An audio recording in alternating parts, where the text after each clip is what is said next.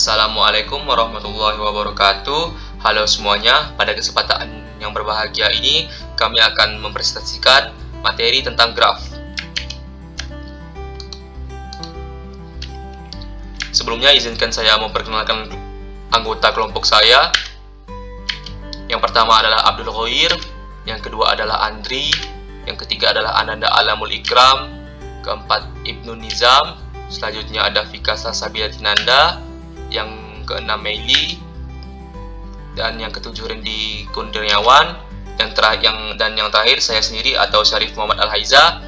Pada kesempatan kali ini kami akan menjelaskan 5 submateri yang terdiri dari sejarah graf, definisi graf, jenis graf, contoh graf, dan yang terakhir adalah terminologi graf. Pertama, saya akan menjelaskan tentang apa itu. Bagaimana graf bisa tercipta? Teori graf pertama kali ditemukan pada abad 18 oleh seorang ilmuwan matematika Swiss yang bernama Leonhard Euler. Teori graf ditemukan saat dia berusaha untuk mencoba dan menemukan sebuah solusi permasalahan yang bernama jembatan Königsberg.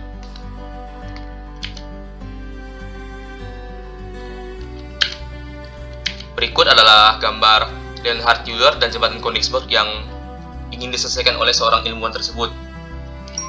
Jembatan Königsberg terletak di kota Königsberg di Jerman yang sekarang sudah berubah menjadi jembatan Kaliningrad dan sudah menjadi bagian dari negara Rusia. Jembatan ini melintasi sungai Pregolia.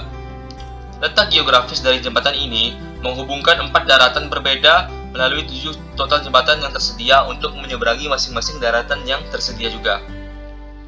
Dari letak geografis tersebut, Euler pun membuat sebuah pertanyaan bagi dirinya sendiri, yaitu apakah mungkin untuk berjalan melewati kota hanya sekali? Pertanyaan ini pun dikenal sebagai Euler Walk. Euler pun menyadari bahwa kendala yang relevan adalah jembatan Königsberg yang memiliki 4 daratan beserta 7 jembatan penghubung adalah representasi visual pertama dari sebuah grafik atau teori graf modern yang dikenal hingga sekarang. Graf modern yang bisa diambil dari jembatan Königsberg seperti contoh gambar diwakili oleh sekumpulan titik yang sekarang dikenal sebagai node atau vertex, sedangkan garis-garis penghubung setiap node atau vertex dikenal sebagai edge. Materi selanjutnya adalah definisi graf. Graf merupakan konsep matematika diskrit untuk merepresentasikan objek-objek yang saling berhubungan. Objek ini bisa saja berupa kota-kota yang saling terhubung dengan ruas jalan, individu-individu manusia yang saling mengenal, atau hubungan mangsa-pemangsa antar hewan di alam. Melalui pemahaman tentang konsep graf, kita dapat mendekati permasalahan yang melibatkan hubungan antar objek dengan lebih baik. Kita juga akan mempelajari representasi graf efisien dalam program sesuai dengan permasalahan yang ada.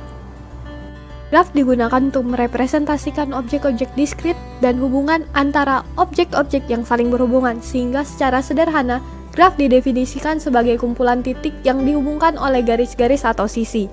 Secara matematis, graf G berisi V dan E, yang dalam hal ini V adalah himpunan tidak kosong dari simpul-simpul atau vertex, dan E adalah himpunan sisi atau edge yang menghubungkan sepasang simpul. Perhatikan graf berikut. Pada graf berikut terdapat 4 buah simpul, yaitu berupa 1, 2, 3, 4. Dan 8 buah edge atau sisi, yaitu 1, 2, 2, 3, 1, 3, 1, 3, 2, 4, 3, 4, 3, 4, 3, 3, atau E1, E2, E3, E4, E5, E6, E7, dan E8. Pada graf tersebut, sisi E3 atau 1,3 dan sisi E4 atau 1,3 dinamakan sisi ganda atau multiple edge atau parallel edge karena kedua sisi ini menghubungi 2 buah simpul yang sama, yaitu simpul 1 dan simpul 3, sedangkan sisi E8 atau 3,3 dinamakan gelang atau kalang, loop, karena dia berawal dan berakhir pada simpul yang sama. Jenis-jenis graf. Jenis-jenis graf dapat dibagi menjadi 2, yaitu graf sederhana dan graf tak sederhana. Pertama, graf sederhana. Graf sederhana adalah graf yang tidak mempunyai rusuk ganda atau dan gelang. Rusuk ganda terjadi apabila 2 buah simpul memiliki lebih dari 1 sisi. dan galang terjadi apabila suatu sisi berawal dan berakhir di simpul yang sama. Graf sederhana sendiri dibagi menjadi beberapa kelompok, yaitu graf lengkap, graf lingkaran, dan graf biparit. Graf lengkap adalah graf yang setiap dua simpulnya bertetangga. Graf lingkaran adalah graf yang setiap simpulnya berderajat 2. Graf biparit adalah graf yang setiap simpulnya bisa dikelompokkan menjadi himpunan bagian. Sebagai contoh, gambar tersebut memiliki dua himpunan bagian, yaitu V1 dan V2. Simpul 1 dan 2 sebagai V1, simpul 3, 4, 5 sebagai V2. Kemudian yaitu graf tak sederhana. Graf yang mengandung rusuk ganda atau gelang itu dinamakan dengan graf tak sederhana atau unsimple graph. Ada dua macam graf tak sederhana, yaitu graf ganda atau multigraf dan graf semu atau pseudograf. Yang pertama yaitu graf ganda. Sesuai dengan namanya, graf ganda yaitu graf yang mengandung sisi ganda. Sisi ganda menghubungkan satu simpul dengan dua atau lebih sisi, serta tidak mengandung gelang atau loop. Selain itu, graf ganda juga dapat didefinisikan sebagai GG sama dengan VV yang terdiri dari himpunan tak kosong simpul dengan adalah himpunan ganda atau multiset yang memuat sisi ganda seperti yang ditunjukkan pada gambar di bawah. Kemudian yaitu graf semu. Graf semu yaitu graf yang mengandung gelang atau loop. Berbeda dengan graf ganda yang tidak boleh memiliki gelang atau loop, graf semu dapat memiliki sisi ganda. Graf ini lebih umum dibandingkan dengan graf ganda karena dapat terhubung ke dirinya seperti pada gambar di bawah. Selanjutnya, klasifikasi dari dua jenis graf sebelumnya, graf sederhana dan graf tak sederhana. Dua graf tersebut dibagi berdasarkan yang pertama, orientasi arah, yang kedua, jumlah simpulnya.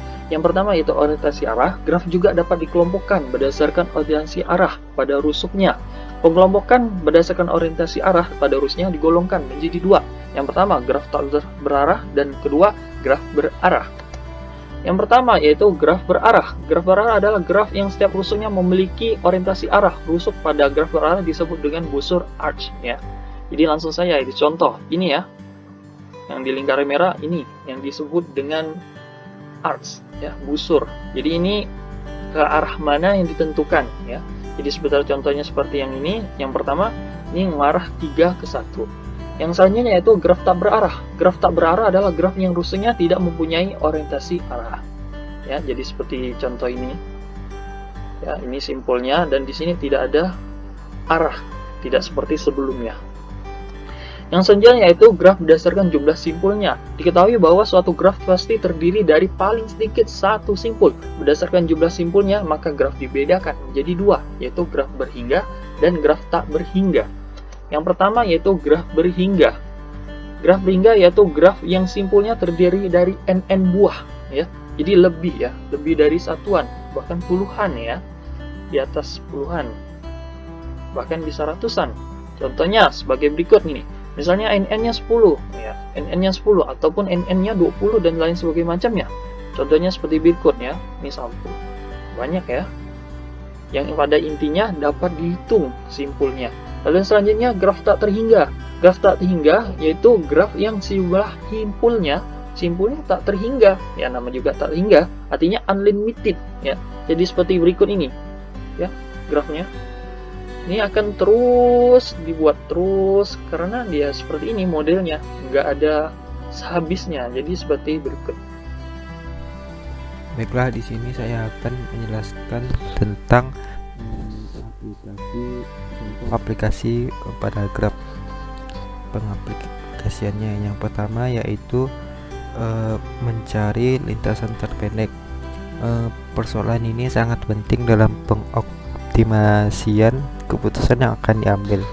Graf yang digunakan untuk permasalahan ini adalah graf berbobot. Terpendek di sini bukan berarti bahwa kita hanya menghitung jalan terpendek yang bisa ditempuh untuk menuju suatu titik dari suatu titik lainnya. Bisa juga terpendek ini berarti menghitung biaya minimum yang dikeluarkan untuk melakukan sesuatu. Terpendek di sini berarti menghitung bobot total minimum yang bisa dicapai dalam mencapai suatu tujuan dari satu titik ke satu titik lainnya. Contoh-contoh penerapan pencarian lintasan terpendek. Misalnya yaitu pencarian lintasan yang dilalui dari sebuah kota ke kota yang lain, sehingga lintasan tersebut bernilai minimum dari semua kemungkinan lintasan yang bisa dilalui. Untuk menyelesaikan persoalan yaitu mencari lintasan terpendek antar dua buah simpul, lintasan terpendek antar semua simpul, dan lintasan terpendek antara dua buah simpul yang melalui beberapa simpul tertentu, yaitu dapat digunakan algoritma dari jaksa ditemukan Edgar Weber Dijkstra yang dapat digunakan pada graf berarah maupun graf tak berarah. Algoritma ini terdiri dari langkah-langkah dan menggunakan prinsip greedy, di mana pada setiap langkah kita dapat memilih sisi minimum dan memasukkan ke dalam himpunan solusi. Yang kedua yaitu pengambilan keputusan dengan menggunakan pohon keputusan. Dengan menggunakan pohon keputusan, kita akan lebih mendapat banyak gambaran sebelum mengambil keputusan, sehingga kita dapat mengoptimalkan keputusan yang akan kita ambil. Menurut Sir Francis Bacon, dalam mengambil keputusan perlu memperhatikan langkah-langkah berikut, yaitu yang pertama merumuskan atau mendefinisikan masalah. Yang kedua yaitu pengumpulan informasi yang relevan, mencari alternatif tindakan. Yang keempat yaitu analisis alternatif. Yang kelima memilih alternatif terbaik. Yang keenam melaksanakan keputusan dan evaluasi hasil. Maka penggunaan pohon keputusan dapat diaplikasikan pada langkah-langkah 1-4, di mana salah satu cara mewujudkan pohon keputusan adalah dengan menggambarkan permasalahan yang kita hadapi sebagai pohon berakar, yang akarnya adalah hal yang kita tujuan permasalahan, pemecahan masalah. Kemudian anak dari akar ini adalah semua hal yang memungkinkan tujuan ini tercapai. Demikian seterusnya sampai ke bawah. Yang ketiga yaitu perancangan navigasi web dengan graf. Dengan menggunakan graf, proses merancang struktur navigasi pada sebuah website akan terasa lebih. Pertama, kita akan membuat halaman-halaman utama yang akan dituju langsung dari halaman indeks. Kemudian kita harus membuat sebuah link untuk kembali ke halaman utama dari setiap halaman tersebut. Demikian juga dari halaman-halaman bagian tadi. Terus yang keempat ada persoalan perjalanan pedagang.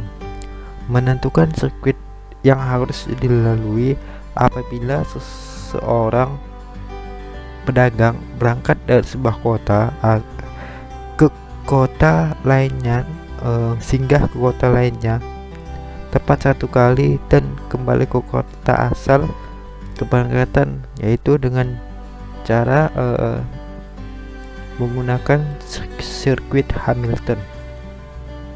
Yang ketujuh, yang kelima yaitu dikemukakan oleh Megan presentasinya, yaitu persoalan tukang pos Cina pada tahun 1962. Masalahnya adalah sebagai berikut. Seorang tukang pos akan mengantar surat ke alamat sepanjang jalan di suatu daerah. Bagaimana ia merencanakan rute perjalanan supaya ia melewati setiap jalan tepat sekali dan kembali ke tempat awal keberangkatan. Cara mengatasi permasalahan ini adalah dengan menentukan sirkuit Euler di dalam graf. Yang terakhir yaitu mengaplikasikan graf dalam kehidupan.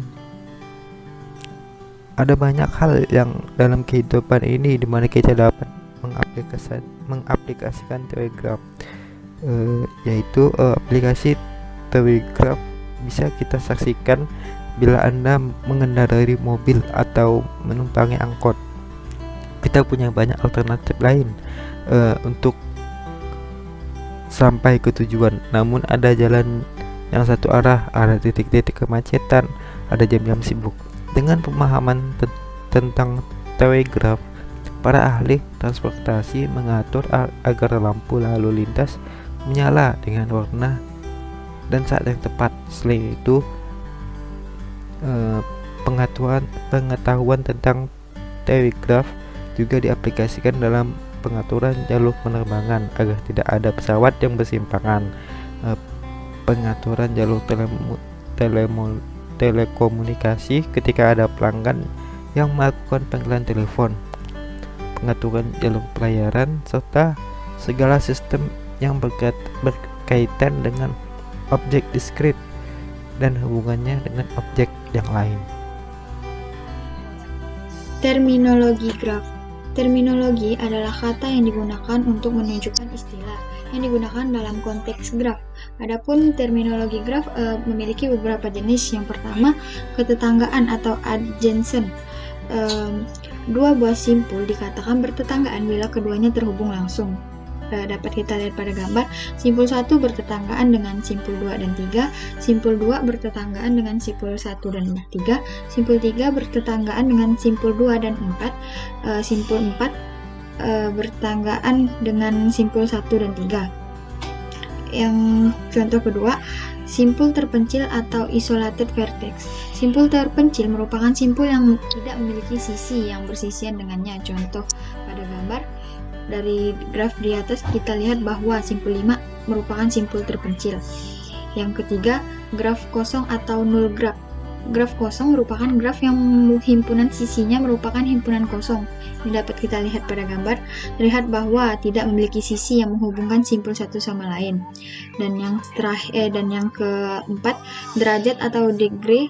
Derajat suatu simpul adalah jumlah sisi yang bersisian dengan simpul tersebut. Contoh pada gambar, dari simpul 1 memiliki 2 derajat, yaitu sisi ke simpul 2 dan 4.